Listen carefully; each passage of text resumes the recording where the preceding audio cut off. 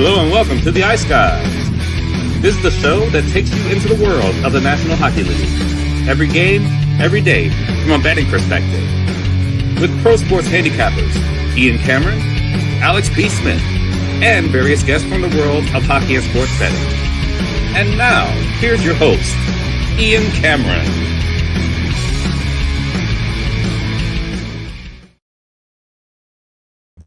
Welcome to the Ice Guys, Friday, December 20th. Ian Cameron with you, solo on the show today, but we're here and ready to break down 7 games in the NHL for this Friday. A bigger Friday slate than normal. Large part of that is because they're doing some shifting as far as the schedule, because there's going to be off days Tuesday, Wednesday, and Thursday next week for Christmas. I figure that's a big reason why we're going to see more games on Friday than normal. They're trying to pack in as many games as possible. So we've got 7.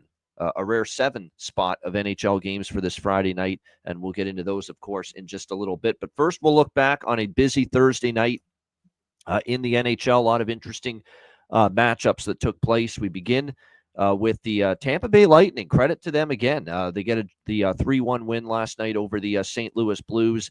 Really credit to Andrei Vasilevsky. He was very good in that game. It was not a great night for Jordan Binnington. Ends up out of the game after giving up 3 goals last night to the Tampa Bay Lightning, and Joel Hofer ends up replacing him in that game. And it'll be interesting to see now how this plays out now on the back-to-back for the Blues, who are in action tonight against the Panthers again. But, Vasilevsky was good. St. Louis, especially in the third period, really pressed, but could not solve the Tampa Bay netminder, and it was a pretty solid effort. They did have 10 shots, but they also played pretty solid defensively as well in front of them. But a nice 3-1 win there for the Tampa Bay Lightning, who continue to play very solid hockey as of late.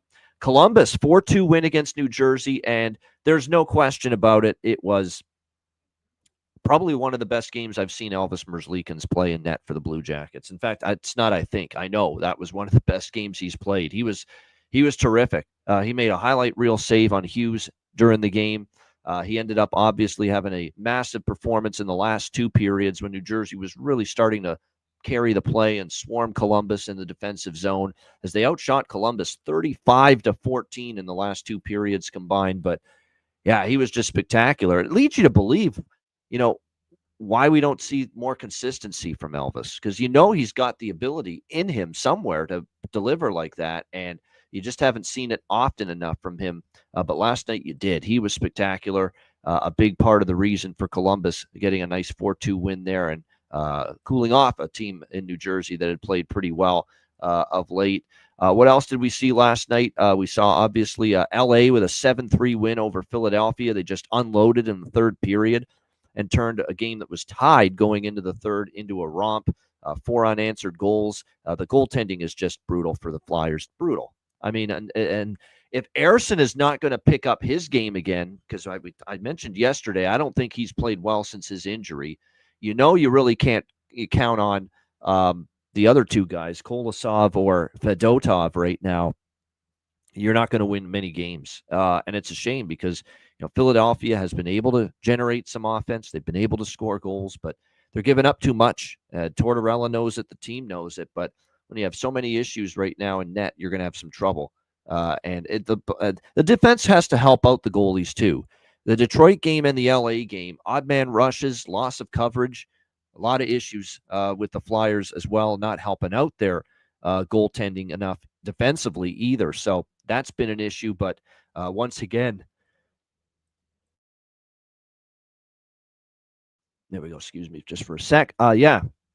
Just a very big concern there for the Philadelphia Flyers right now with the goals they're allowing, the way the goaltending's been going for them, and it does continue to be a struggle for them. But last night that was an ugly third period, and LA now 10-1 off a loss in their last 11 games off a loss. So something to keep in mind moving forward. Pittsburgh. How about them? 5-4 against Nashville. What turned into a pretty entertaining game, actually, between these 2 teams. Nashville gets up 3-1. Pittsburgh ties it. Nashville takes the lead. I'll tell you what, all the big prized free agent signings by Nashville, probably collectively, it was the best game they've all had in the same game, and yet they still lose. Marchessault had a very good game. He scored a goal. Stamkos scored a goal. Brady Shea on defense gets a goal for the Nashville Predators last night. So the acquisitions all stepped up at a pretty good game. But at the end of the day, Pittsburgh just kept answering back. What a blast of a shot by Carlson to tie it, and Brian Rust in overtime to give Pittsburgh a 5-4 win over the Nashville Predators in that game. I figured that game was going to be a toss-up. Pittsburgh is erratic. They're more bad than good, but Nashville is not trustworthy as a bigger favorite, and they kind of showed me why last night. Not holding a 3-1 lead at home against Pittsburgh is not good for a team that needs every point they can get to at least try, to get themselves back into the playoff picture. Got very alarming loss for Seattle, and not just alarming because that was one of my two best bets. The good news is the best bet slump is over because Ottawa won the other best bet, which is a relief for me. But Seattle was very disappointing last night. A 3-1 loss to the Chicago Blackhawks. Their first period set the tone for the night. I thought they were outplayed, outworked by Chicago in the first period. In fact, they were very fortunate they got out of that first period scoreless. And then, of course, Chicago gets the 2-0 lead. Ilya Mikheyev getting a pair of goals for them to give them that 2-0 lead. Riker Evans got them back on in the game with the goal to make it 2-1. But then just a few minutes later, the young Nolan Allen ends up stepping up and getting the insurance goal and a 3-1 lead for Chicago, and that would be the final score, 3-1 for the Blackhawks. Soderblom, a solid night in net for the Blackhawks, and again, the offense just is not doing what we expected them, or were kind of hoping they would show some improvement at that end of the ice this year, bringing in Dan Bylsma and a more of a attack-minded, aggressive system, and we're just still not seeing enough offense from the Seattle Kraken, and it continues to hurt them. And they do not get off to the good start on the road trip that they had the previous time. They started on the road with that win in Carolina. And how about Chicago? This is now the first time in forever that they've won 3 games in a row. All of a sudden, Anders Sorensen and this Blackhawks team showing a little bit of a pulse here the last few games. And what I like is they've found different ways to win. They had to score 5 goals, bit of a higher scoring game to beat the New York Islanders on the weekend. And then last night they showed, they could keep the other team kind of subdued and in check and win a bit of a lower scoring game. And you could say the same thing about when they beat Washington earlier this week either. So, yeah, a little bit of a win streak, and finally something to smile about here for Alex B. Smith, Jarek Rubel, and all our friends that are Blackhawks fans. Certainly it's been a nice little week for them, and we'll see if they can keep this momentum rolling. Edmonton with a 3-2 win in overtime against Boston. We split the over by Fecta in this game. We did cash the draw. This is the only draw I bet yesterday, and it ends up coming through at plus 340. The Bruins and the Oilers now with 3 straight head-to-head meetings going to overtime between these two teams. 3-2 victory Oilers. It was Matthias Ekholm getting the overtime winner. And the Oilers bounce back with the 2 points after a tough loss in the Stanley Cup final rematch against Florida. Ottawa, they just keep on rolling. 3-2 win against the Calgary Flames. It was a pretty even game. Calgary played them tough, but at the end of the day, you just got that feeling when it was tied 2-2 that Linus Ullmark was going to shut the door, which he's been doing. Now a 7-0 streak for Linus Ullmark in his last 7 starts. His goals against during that span is less than 2. His save percentage is in the .950 range. He's been phenomenal, and obviously happy to get that as a best bet winner with Ottawa and the overtime win, and Brady Tkachuk getting the overtime goal. And the Senators continue to play great hockey, 2-0 on this road trip to start it, and they are now in a wild card spot with this little run that they have put together. So here come the Ottawa Senators. And like I said, it's nice when a plan comes together. And the plan was to be betting on Ottawa throughout the course of this road trip. And they have certainly not let me down so far with 2 betting winners with them against Seattle and Calgary to start this road trip. And as long as Ullmark's in net, we're at the point now where as long as I see Linus Ullmark's in net, we're going to keep riding Ottawa until they lose at this point, and until Linus Ullmark loses in net. That's how good they're playing, both ends of the ice, and that's how good he is playing, in particular, in between the pipes for the Ottawa Senators. Vegas overcoming a bit of a sluggish start to beat the Vancouver Canucks by a score of 3-1 last night. Wasn't a great first period for Vegas, but boy, they got things going after that. Certainly was a dominant second period where they finally got on the board, and then they got William Karlsson with the go-ahead goal, and then the empty netter from Brett Howden to put it away, a 3-1 win for the Vegas Golden Knights. Lankinen, a rare home road loss, I should say, for him as a starting goalie. Adin Hill continues to play well for Vegas. This has been a nice stretch for him other than the Edmonton game. He certainly bounced back well from that, giving up just 1 goal last night. Adin Hill now is on a stretch of games where he has given up 2 goals or less, 8 of his last 10 starts, which is what you like to see. There's no question. So Adin Hill playing well, and a nice win there for the Vegas Golden Knights last night over the Vancouver Canucks. And last but not least, I almost forgot this one, Colorado and San Jose. Colorado with a 4-2 win over the San Jose Sharks. San Jose led 2-1 going into the third period in this game. Sorry, I should say 3-1 it was, or yeah, no, it was, 2-1. 2-1 for San Jose going into the third period of this game. But Colorado with the 3 goals unanswered in the third period. They get 2 from Yoel Kiviranta, power play goal by Rantanen, and they get the 4-2 win against the San Jose Sharks as Blackwood prevails over Georgiev in the battle of these former goaltenders playing one another. And I'm sure I said this on Twitter X once that game ended. He wasn't actually that bad, Georgiev, but the fact remains what we don't like about him. When the game's on the line, like you're up 2-1, you got a chance to bring that game home and get the job done for your team. And just the pivotal save and the key save and the critical save at the big moment, at the critical moment, he doesn't make it often enough, Georgiev. And that has been what's constantly hurt him in his career, especially of late with these struggles that he's had the last year or so. And after that game was over, I'm sure that if you're Colorado, you're starting to think to yourself now that you saw Georgiev for the first time on the other side since that trade, you got to be so glad you're not having to deal with this crap anymore. You know, he's out of there. You know, you got some goaltending now that at least gives you, I think, more of an opportunity. Like, it's all about momentum. And, you know, you've got to keep the momentum on your side if you're Georgiev there when you've got that 2-1 lead. He wasn't able to do it. And that's exactly what the issue has been for him. Key saves, critical saves, holding leads, not up to the task. And we saw it again last night. Colorado team total over hits for me. Unfortunately, the full game over fell short. And, I thought we maybe would get an empty netter by Colorado to make it 5-2, or maybe San Jose would have scored to make it 4-3 with the extra attacker, but it didn't happen. And because of that, the full game over falls short. But we did cash the Colorado team total over. If I had, by the way, if there was a third best bet for me yesterday, because I decided I would go with 2, Seattle and Ottawa, because I couldn't decide. But if there was a game I had lined up to maybe be the third best bet, it was probably going to be that Avs team total over. So it was good to see that cash in. All right. With that in mind, let's get to Friday's slate. We've got 7 games. We'll begin with St. Louis and Florida. Florida minus 300 home favorites, 5.5 the total here in this game. I'm going to be stubborn here and just dabble a little bit with the Blues at this price. I know Florida's, after the 2 losses against Calgary and Vancouver, back-to-back shutout losses, they've exploded. They beat Edmonton 6-5. They beat Minnesota 6-1.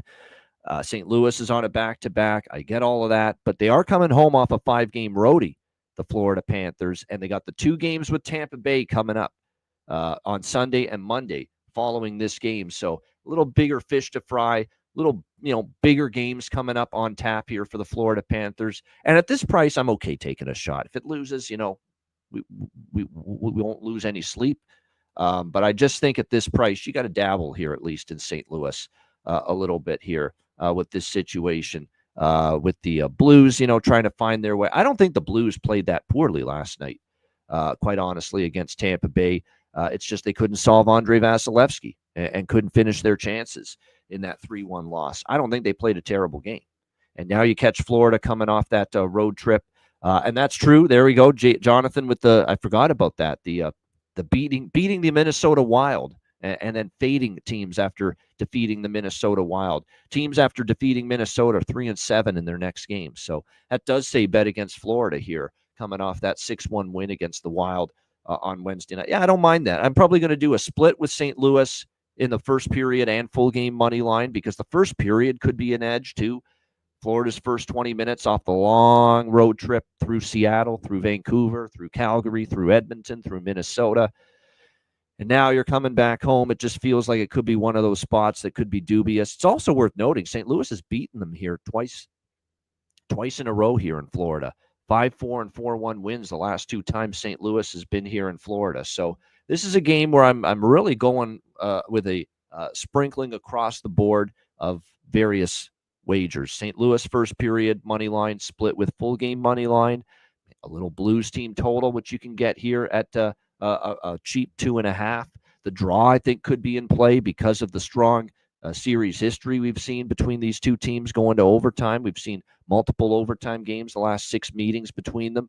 So the draw is worth a look here. You can get that around plus 396 with the draw, by the way, at Pinnacle. Some really good prices with that because Florida is such a big favorite here in this game. So I just think it's one of those spots. It's very dubious. And if Florida just shows their Stanley Cup medal and overcomes this very dubious spot, plays well, wins, I'll tip my cap and say, well done. But at this price, I'm okay taking a shot here with St. Louis. At this price, we'll do a first period full game money line split. We'll do a little bit on the Blues team total, like I said, over 2.5, plus 140. And also a little bit on the draw here in this game. All right, Toronto and Buffalo. And by the way, we've got Hofer likely for St. Louis, although it's not confirmed. Bobrovsky is confirmed. Sam Bennett, game time decision tonight as well for the Florida Panthers. We'll see if he is able to return to the lineup for them. All right, Toronto and Buffalo. We've got the Leafs, minus 150. Road favorites, 6 the total. These teams just played in Toronto last Sunday. The Leafs, believe it or not, we're down 2-0 in that game before you could blink, before you could even turn the television on and sit down and get comfortable. And it was already 2-0 here for the Buffalo Sabres. But Toronto ended up overcoming that. They got back into the game. Power play started to click. John Tavares had a hat trick in that game. And it was a nice 5-3 win there for the Toronto Maple Leafs. Back-to-back 5-3 wins for Toronto because they won in Dallas by that same score the other night. Although they did get outplayed heavily early in that game. Dallas was up 2-1. Looked like Dallas was maybe going to start to pull away. And then there's Joe Woll with a massive save on a breakaway on Rope hits. Toronto goes down. Matthews feeds Nylander. Roof job, tie game. And from that point on, it really felt like Toronto started to get their footing under them, started to stop the Dallas onslaught a little bit and just really settled the game down from that point. And they did get better from that point on. So credit to Toronto. Now, in the past, I'd have no hesitation betting against Toronto in this spot because in the past, these are the games they'd fumble. These are the games they would screw up. Off a great win against a good team, and you're playing a lowly team like the Buffalo Sabres, who are obviously in a world of hurt right now on an 11-game losing streak coming into this game tonight. But these are the games the Leafs would find a way to, play down to their competition, play down to their opponent, and lose. There's no question about that. But we kind of think Toronto's made of a different makeup this year mentally. And we haven't seen them get tripped up in some of these spots of late. The Detroit game is probably the one example. Pittsburgh, they lost 5-2, but that was a tough spot. That was a back-to-back for the Leafs because they played Washington the night before. I don't think that was a bad play down spot necessarily. The Detroit game was one where it was pretty even and puck wasn't going in for. I don't think they played horrible in that game. I mean, I'm talking about games where they are disconnected and they don't look emotionally invested at all for 3 periods. Those are the games that I don't think Toronto has had as many of those type of games this season under Craig Berube. Ukko-Pekka Luukkonen is projected in net for Buffalo. The big news for Toronto is since the injury to Anthony Stolarz, they have had Joe Woll and Dennis Hildeby as the 2 goaltenders for this team. But they've made a switch. They've sent Dennis Hildeby down to the American Hockey League with the Toronto Marlies. And I think the reason for that is because, we saw in the Buffalo game, they won with Hildeby, but he did give up the 2 goals early. He did look a little shaky in that game early. He got into the game earlier against New Jersey. They won that game, but again, a little bit he's not ready for full-time NHL duty yet. He's going to be pretty good, I think, or at least the chance to be a good goalie at this level. He's big. He covers a lot of the net. He's more mobile for a bigger goalie than you would think. But he still is a work in progress, a project. He needs more seasoning, and it's at the point now where with Stolarz being out for a long period of time, it's not beneficial to Hildeby to just have him only starting a handful of games in back-to-backs. To continue and accelerate his development as a goalie, you want him playing every other day, every other night. And the only way he's going to be able to do that right now is playing for the Toronto Marlies. And I think that definitely played a role in the decision-making process here to send Hildeby down and bring up the veteran, Matt Murray, who is going to get the start here, his first start this season in the NHL for the Toronto Maple Leafs. And here's where I'm at with Murray. Murray this year with the Toronto Marlies, there is no denying it whatsoever. He has been spectacular. His numbers down there have been phenomenal. Absolutely terrific. But again, can this version of Matt Murray translate to the NHL level? He's been awesome down there. .931 save percentage, 1.85 goals against average this season with the Marlies. Matt Murray has told everybody that will listen coming into this start tonight and this call-up with the Leafs that the hip procedure that he had done in the offseason has him feeling better than he's ever felt before in his career. So if you're buying what he's selling, this is a different self. The numbers bear that out, quite honestly, that maybe he's right. Maybe this is a different Matt Murray with the 1.85 goals against, the .934 save percentage in the American Hockey League. Maybe this is a different Matt Murray, because you actually look at his numbers with the Marlies last year, 4.03 goals against, and the save percentage was not even close to what it is this year. So maybe he's right. Maybe, having the hips taken care of in the offseason made all the difference in the world, and he's feeling a lot better. There is still that element, though, that let me see it from Matt Murray tonight, and let me see it from Matt Murray that he's going to come up here and play at a high level before I'm ready to bet on it. That's where I'm at. He's saying all the right things. You love the way he's played with the Marlies. You love the numbers that he's put up down there. And he's talked about it. He feels great. Physically, he says this is the best he's ever felt. As good or even better than he felt when he was in Pittsburgh early in his career when he was winning the Stanley Cups. So, like I said, and there's an element, too, to this handicap that don't these guys want to play their ass off tonight for Matt Murray? This guy has worked so hard. He's been kicked while he's been down. He's been, looked at as someone they, put him on an island. Just you find a way to get rid of him, make him disappear. There were some Leaf fans saying that about him, with the struggles, the inconsistencies, and obviously the injuries he's had. The players know that he's battled through a lot mentally and physically. Shouldn't the Leafs want to just go all out and not take Buffalo lightly simply because, hey, Matt Murray's here. He's battled his ass off to get back to the National Hockey League. We don't want to let him down. Let's play hard for the guy. You would think so, but this is Toronto. And whether they have that kind of focus tonight, still remains to be seen.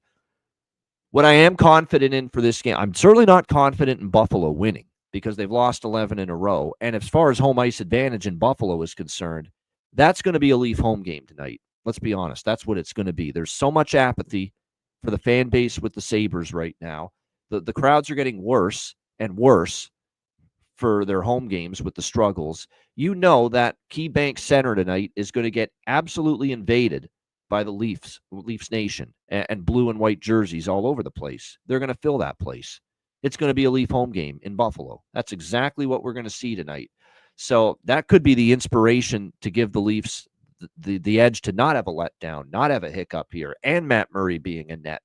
Don't have a letdown. Don't have a hiccup here. Play hard for a guy that's battled his way back to the National Hockey League.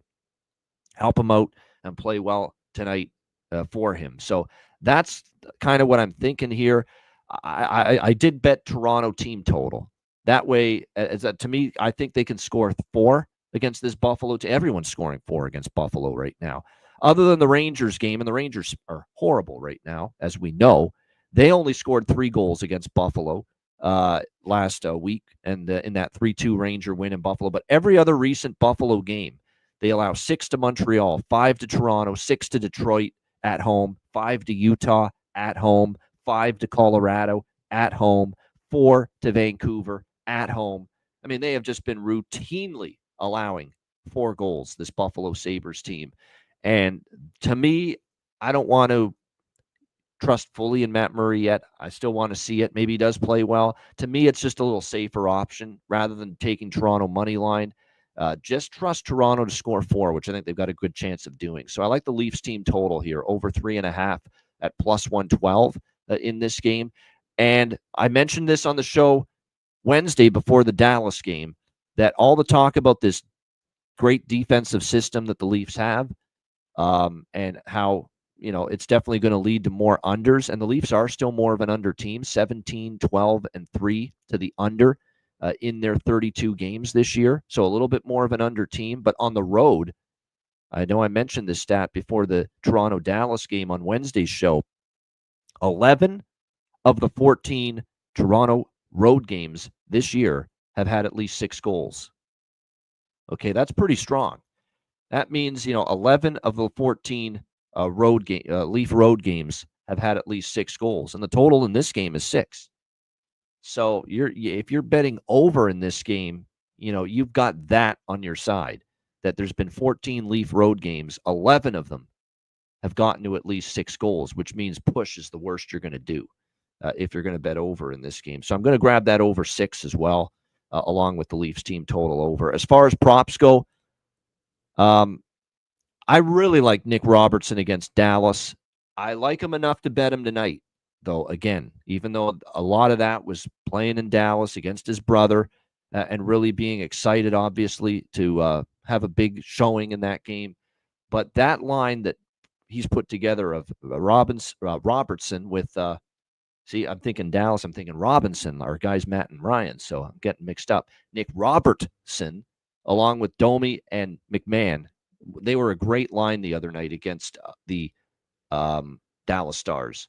And I think those three, the work ethic, hounding pucks, physical, going to the net, doing all the little things that Craig Berube and the coaching staff want them to do, makes them dangerous. And a lot of times they just swarm the other team and have them hemmed in the defensive zone just simply based on work ethic and battle level, that third line for the Leafs. So any of those guys, I think, are decent goal prop candidates tonight, quite honestly, in this game. McMahon, Domi. I'm telling you, ride Max Domi right now. It's crazy how this shit works. You can't buy a goal. You can't figure out, am I ever going to score a goal again for Max Domi for the longest time? And what have we seen in 2 games since for Max Domi, since breaking, popping the cherry, if you will, getting that first goal of the season against Buffalo last Sunday? He scored against Buffalo. He scored again against Dallas on Wednesday night. It's just incredible how you just can't buy a goal for the longest time. And then all of a sudden now back-to-back games with a goal, his first 2 goals of the season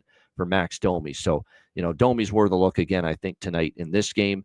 Buffalo, Jack Quinn, who had started to pick things up. He got a couple of goals against Toronto last Sunday. Might be worth a look on the Buffalo Sabres side of the equation. I would look maybe at Benson as well and Cousins. Cousins at plus 330. A lot of trade rumblings with him. Is he going to get dealt? And I think there's a part of him now that says, well, even if I'm dealt or not, if I get my game ramped up a little bit, maybe it's a bit of a showcase here at this point in time. So Dylan Cousins, I think, would be a goal prop on the Buffalo side that I'd be interested in here as well. All right, Carolina, Washington. We've got the Hurricanes minus 160 road favorites. 6 the total here, shaded to the under in this game. We got Carolina clearly coming off of great performance. They blanked the New York Islanders the other night by a score of 4-0. Now going on the road here where they're only 7-7. This team away from PNC Arena, 13-4 at home, but 7-7 on the road for Carolina. And they did lose each of their last 2 road games against the Panthers and the Islanders coming into this matchup. They went back home. They went 3-1, shut out by Ottawa at home, but they won their other 3 games on that homestand with wins against the Sharks, the Jackets, and the Islanders, which isn't exactly a murderer's row of quality opponents now, is it, for Carolina in those 3 home wins? So I think when you look at this game here with Washington now, you got them off a couple losses to end that on that little mini 2-game road trip on the back-to-back nights, losing 3-1 in Dallas, 3-2 in Chicago the game after that. We'll see how they're able to bounce back here in this game against Carolina. I remember seeing someone post this in the chat the other day, and I think it's something along the lines of, well, we've talked about how much of the season, especially of late, Washington, as far as first period overs, has been huge. But I know for a fact that Washington off a loss, okay, specifically off a loss this season is something like 12-1 to the first period over. 13 games off a loss this year. Like it's been an incredible first period over run for this team off a defeat in their previous game. So I really like the first period over here. Carolina, Washington, full game over as well. But I like the first period over more. I'll probably have a little larger bet on the first period part of that equation. And I'm going to take Washington in this spot. Plus 136, even upwards of plus 140 at some books is what we can get here with the Washington Capitals. There's enough concern I have for Carolina, that I don't fully like this price with them. I don't like the way they've recently been trending in their road games, and again, they're just a 500 road team.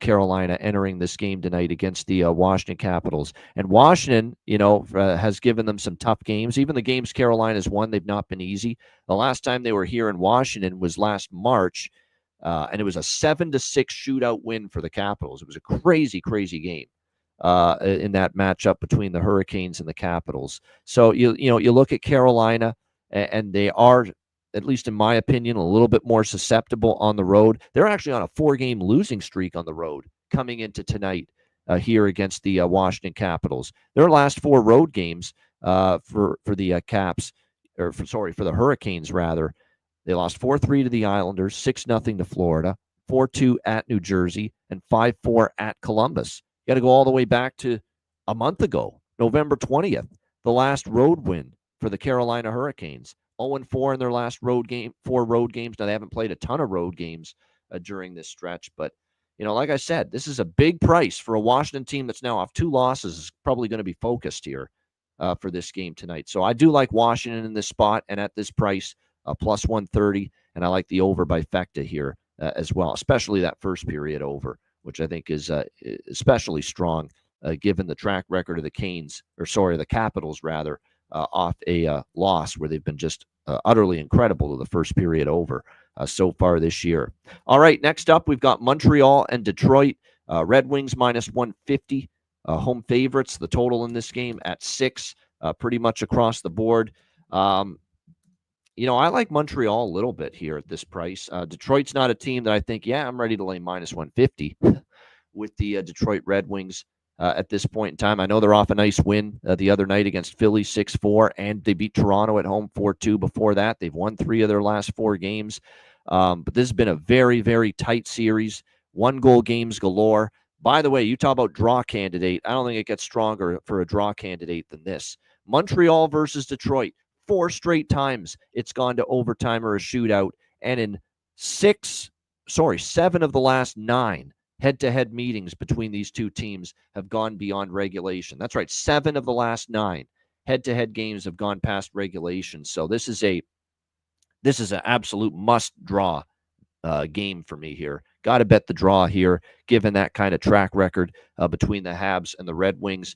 Again, you can get plus 325 with the draw at Pinnacle. Again, we're not getting as good with the draw prices, which is why you got to tighten the belt. You can't be betting as many draws when they're starting to shortchange us a little bit. They're not giving us the same great prices anymore with some of these draws. But this makes all the sense in the world. Plus 320, plus 325, looking at a draw here in this game tonight between the Canadiens and the Red Wings. In fact, I like the draw more than I like Montreal.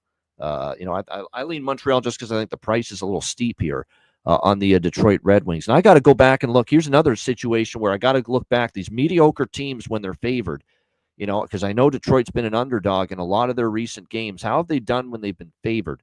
And I mean favored by, this kind of a price. Last time they were favored by minus 140 or more. At San Jose, they lost in overtime. Minus 146 road favorite at Anaheim. They lost 6-4. This is Detroit I'm talking about. Let me see. Any other spots where they were minus 143, the very first game of the season at home against Pittsburgh, and they lost that game 6-3. So minus 140 favorite or more 3 times this year, Detroit, in this price range, laying minus 140 or more, and they are 0-3 in those 3 games. So not a team you can rely on, really, as far as not a team you can rely on at this point in time as far as laying a price, given that track record. Again, just go back and look at their game log this year. The Detroit Red Wings is a minus 140 favorite or more, which has been the case for them 3 times, 0-3. So, yeah, for me, this is Montreal at this price, and I really like that draw. That draw is definitely worth a look. And I know Montreal, actually, this could be over by effective for me as well, because I know Montreal has been a very hot starting scoring team early in games, 8-2 to the first period over for the Habs in their last 10 games. So I'll tack on an over by factor here. I like it more in the Carolina game and the Washington game, but we'll tack that on as well here with Montreal and Detroit. 8 of the last 10 Montreal games have gone over in the first period. Lucas Raymond. I know it's not a bargain bin caliber price with Lucas Raymond, but he has been the offense for Detroit lately. He's carried them at that end of the ice. So I think when you look at it, you got to look toward Lucas Raymond props. One thing I know about Detroit, their penalty kill lately, their penalty kill all season really has not been good. And this Montreal power play, 3 goals against Buffalo. The power play has been really good since Patrick Laine came into the lineup returning from injury, and now you got him and Hudson creating this magic with the man advantage. So this is another night where I'd look at Laine goal, Laine power play point, Lane Hudson power play point. This is one of those games where if Montreal gets those power play chances against a shoddy penalty kill like Detroit, they're going to probably be able to take advantage of that. So it's another nice night to maybe get involved with some of those props with the Laine and Hudson power play point looks, which again, you're talking plus 300, plus 350, with a lot of those prices. Really good prices for both. I mean, Lane Hudson power play point is still plus 300, at a lot of books. Laine power play point plus 300. So definitely worth, and Laine, even to get a goal, plus 210, still a decent price. So those are all interesting player props that for this matchup, I am certainly interested in. All right, Utah and Minnesota. We've got the hockey club currently slight road underdogs here. Minnesota minus 130, home favorites. The total sitting at 6, shaded to the under here in this game. Not a good night, obviously, for the Minnesota Wild the other night. They end up losing 6-1 to Florida. They'll look to bounce back here in this game against Utah, which had a nice come-from-behind victory in their last game over the Vancouver Canucks. We'll see if they can build on that here in this one tonight, taking on the Minnesota Wild. These two teams did meet in Utah earlier this month, just 10 days ago. Ended up being kind of a wild game back and forth. Kind of exploded on the scoreboard after a slow start in the first period, and it was a 5-4 shootout win for the Minnesota Wild in Utah in that game. I believe that was when we were on the BetCast that night, and we all liked Minnesota in that spot. With Utah was coming off a long road trip in the East, and Minnesota did find a way to get the win there in that game. We got Karel Vejmelka and Marc-Andre Fleury in net for their respective teams. Fleury back in net after giving up 6 to Florida, probably the worst start he's had in quite some time. He was playing pretty solid before that. Gustafsson is dealing with the lower body injury still, so he will not be in net for either of the next 2 games. He has already been ruled out for Minnesota's game tomorrow in Winnipeg on the back-to-back. So with Fleury starting tonight, probably a good chance we see the wonder kid, the future, in the net for Minnesota tomorrow night. The Swede, Jesper Wallstedt, probably a good chance that he's going to get the start tomorrow night for the Minnesota Wild against the Winnipeg Jets, with Fleury getting the assignment here tonight against Utah. I don't have anything strong on this game, honestly. It feels like I don't want to fade Minnesota at home off a 6-1 beatdown. It certainly feels like Minnesota's going to want to bounce back here. But they have lost 3 of their last 4. I don't love the way their game's been trending. Like I said, defensively, all of a sudden, you go back to the LA game for this Minnesota team, 4-4-7, 3-6. That's what they've allowed here in 5 of the last 6 games. That's concerning. Their defensive game has fallen just a little bit. I don't know if I'll bet it. Like I said, I'm more likely to pass on this game, but I'll throw this out there. Utah's team total is 2.5. They are playing with redemption for losing that game at home to Minnesota just 10 days ago. Minnesota, like I said, they've given up 6, 3, 7, 4-4 in 5 of their last 6 games. The only game that they held a team to fewer than 3 goals was Philadelphia, 4-1. That's it. And the other games recently, they've given up at least 3. Meanwhile, you look at Utah, 6 straight games, they've scored at least 3 goals, this Utah Hockey Club. So that 2.5, I could make a case for a Utah team total over 2.5, minus 135, minus 140. That would be as close to as I am to anything, to betting anything, I should say, pregame when it comes to this Utah-Minnesota game. As far as props, talk about how Keller, Cooley, Gunther really all started to heat up for this team, and that's why they're consistently getting to that 3-4 goal mark now of late. They're all starting to chip in and produce. I want to point out, too, on a nice little point streak lately, too, the defense, obviously one of the big moves they made in the offseason was acquiring Mikhail Sergachev from Tampa Bay.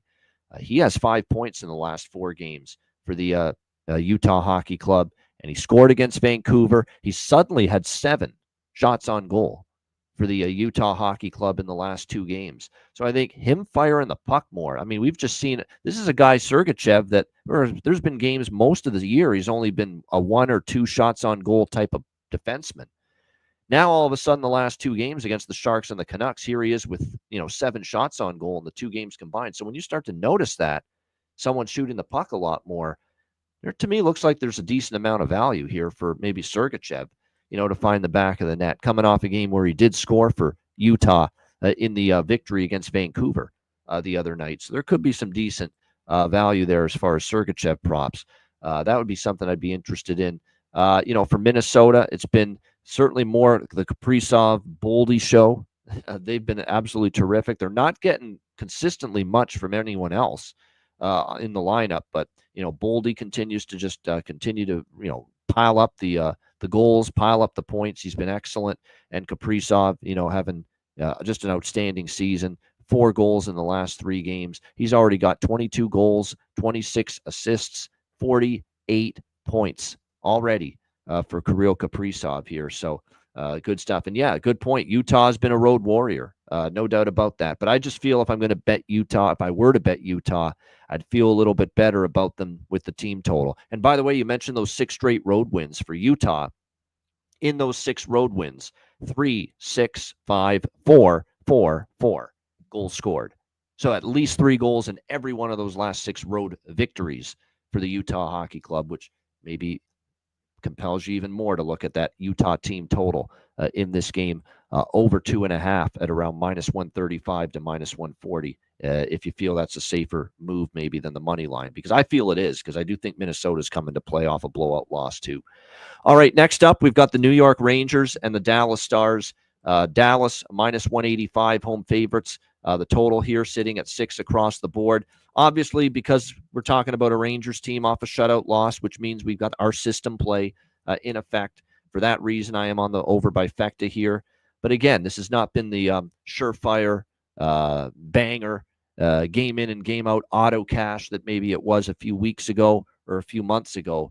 Now, we did hit it a couple games ago with Florida and Edmonton, as easy as it gets with the system play that night. But again, we saw it last night with Seattle and Chicago, which was a system play with the over by Fecta, and didn't get there with either the first period over or the full game over. That being said, it's not like there was no offense generated in that Kraken Blackhawks game last night. There was some pretty good goaltending. There were some missed chances.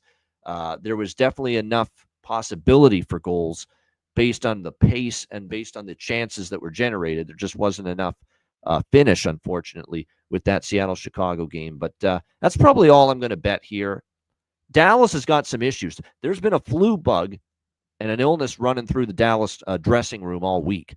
And, it's already taken out Dumba. Dumba was injured, but it's taken out Lundqvist. It's taken out Thomas Harley on the blue line. Neither of those guys are a sure thing to suit up tonight. Mason Marchment took a cross-check from Max Pacioretty in the game against. I'm actually surprised that was not called a penalty the other night. But nevertheless, he took a cross-check in that game, and game-time decision here tonight for the Dallas Stars. And obviously, he's had a great season so far with the 12 and a 15 and 27 points for Marchment so far this year. There's some shifting going around on the blue line for Dallas as a result of the injuries / illness that's going on. And we're seeing, it looks like a different blue line core every night. Like I said, Harley's game time, Lundqvist game time decision, Dumba's still on IR, Lindell, Heiskanen, Brendan Smith's getting more opportunity now. Same with Ilya Lyubushkin, Leon Bischel, the great young Swiss defenseman who I continue to be impressed with. He's physical, takes the body, shoots the puck. He scored a couple of goals already. You're going to have to ask for more from him now. We'll have to wait and see. Up front, again, we'll have to see if Marchment plays, but that's going to be a game time decision as well.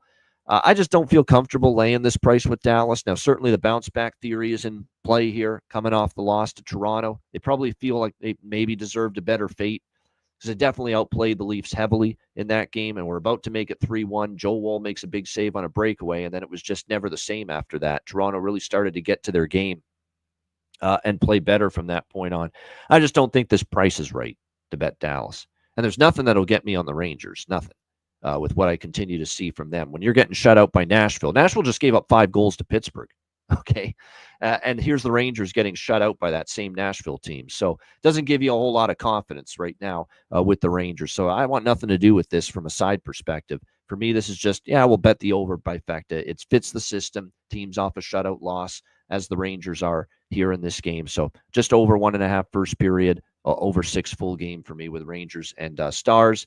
Again, if you're going to bet anyone for player props right now in the Rangers, don't be looking at your big guns. And by the way, Panarin for the Rangers is a game-time decision with an upper body injury. He's missed 2 games in a row, and obviously not having him hurts. They've scored 2 goals in the 2 games combined without Artemi Panarin. But you're not getting much from, your veterans at the moment. A lot of your productions come from your Will Cooley and your Brett Berard and some of these other younger players that are making more of an impact on the high-priced forwards have been lately here for the New York Rangers.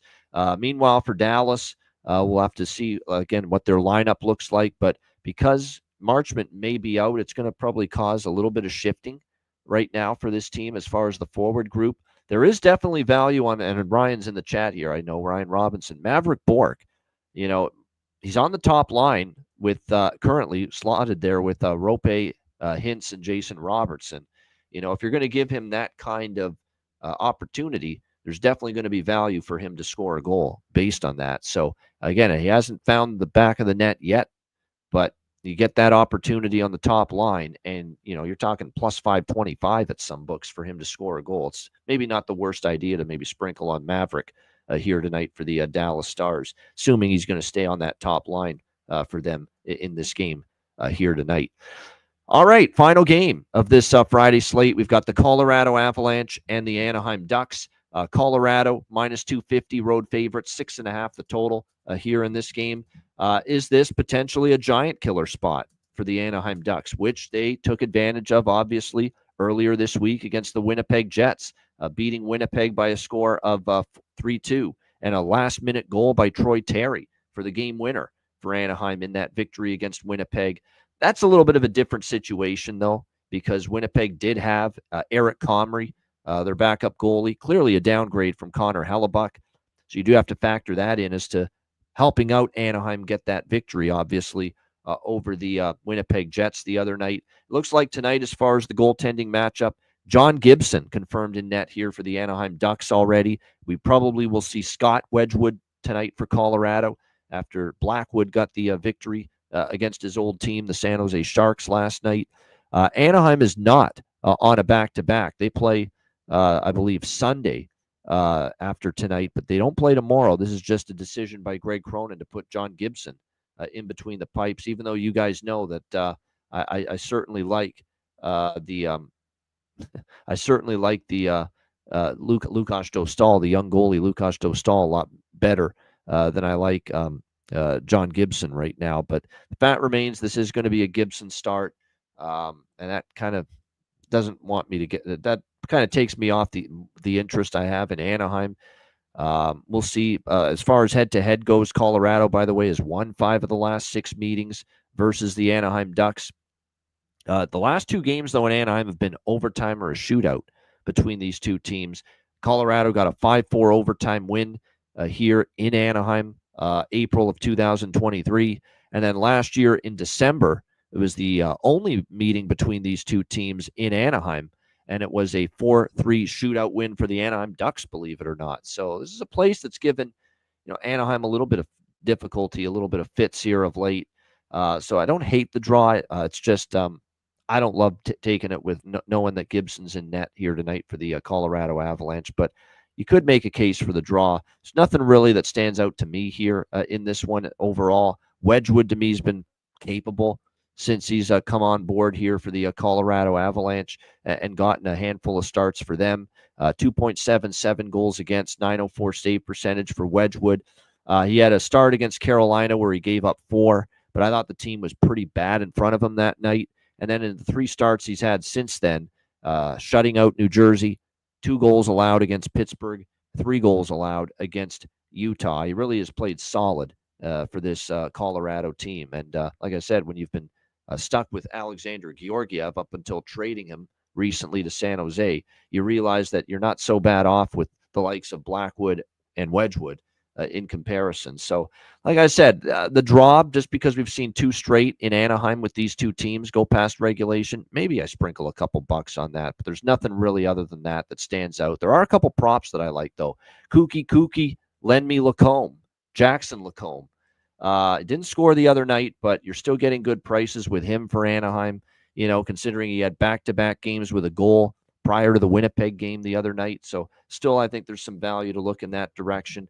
For Colorado, your typical usual suspects, including Ross Colton. For Anaheim, Troy Terry heating up again, streaky. You really don't want to reinvent the wheel when it comes to betting on Anaheim props, because I feel for them that it's usually the same group that usually gets it done offensively. Troy Terry, of course, got the game winner for them against the Winnipeg Jets the other night. I'm still waiting for that Cutter Gauthier tear to unfold. And, he got the goal against Seattle and thought, maybe it's going to get him going, but hasn't scored since then. We're going to wait to see if he can maybe string a couple of games together in a row where he scores. And then that's when we start to maybe look more toward Cutter Gauthier, because certainly he has the kind of finishing ability that's capable of translating to the NHL level. We're just waiting for it to become consistent. But really, the 2 guys that have been the offensive catalysts lately for the Anaheim Ducks, for Toronto and Terry, can't argue with any of those for sure. And then for Colorado, like I said, Colton, we've talked about often on this show, being a good player prop value. He's playing with Middlestat and Rantanen. Lekkonen's obviously been in very good form. He got 2 goals from Yoel Kiviranta last night. We'll have to see if that's just a one-off or if he can keep that going. But definitely he was a guy that made a big impact last night in that comeback win against the San Jose Sharks. So maybe you dabble a few bucks in Kiviranta if you trust him to make it a game where he can once again find his way to pay dirt and finding the back of the net. Great stuff. Appreciate it. The solo shows, I don't mind doing. It's still a lot of fun. Everyone in the chat, hit the like button. We appreciate it very much. I know you guys miss Alex B. Smith. I think we all do.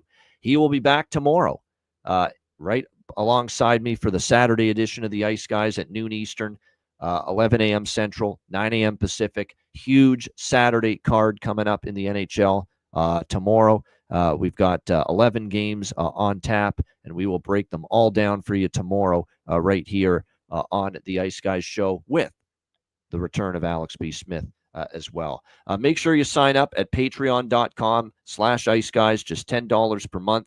Again, goalie charts, totals charts, all our bonus content. Make sure you check out the Phil Sykes, former NHLer Phil Sykes Players Suite interview that we posted on the Patreon page. We've got exclusive live betcasts coming up later in the not later this year, in the new year, starting in January. Betcasts that will be accessible only to Patreon members. So we're definitely looking forward to that. And of course, the daily betting card is posted each and every day. Sides, totals, player props posted on the Patreon page. So make sure you sign up, just $10 per month. Your subscription goes a long way, of course, to supporting the show and keeping us going in the long run. So again, patreon.com/Ice Guys. Sign up now, just $10 per month. And make sure you check out the Ice Guys store as well. Get your gear and your merch and all the great items at iceguys.myspreadshop.com. All right, we've got Bargain Bin Special of the night and best bets coming up in just a moment, right after we hear from our great Ice Guys sponsors.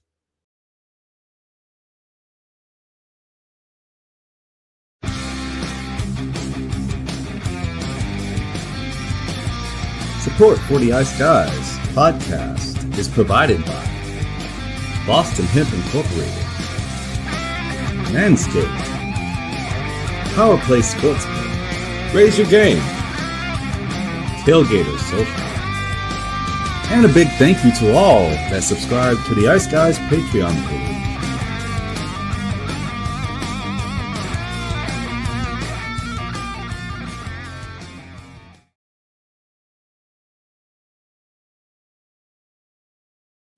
Everyone loves a perfect pair.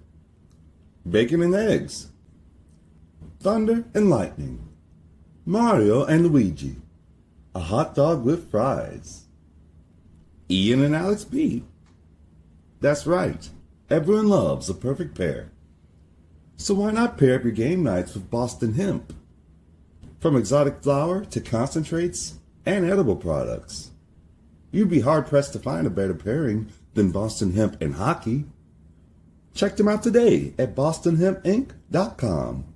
That's bostonhempinc.com.